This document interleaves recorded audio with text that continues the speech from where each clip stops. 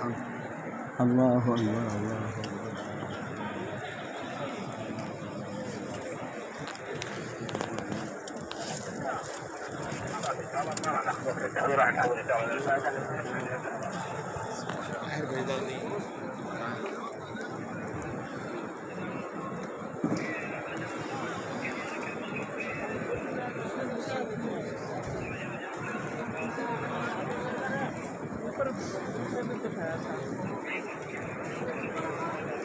काम मुस्तजाब।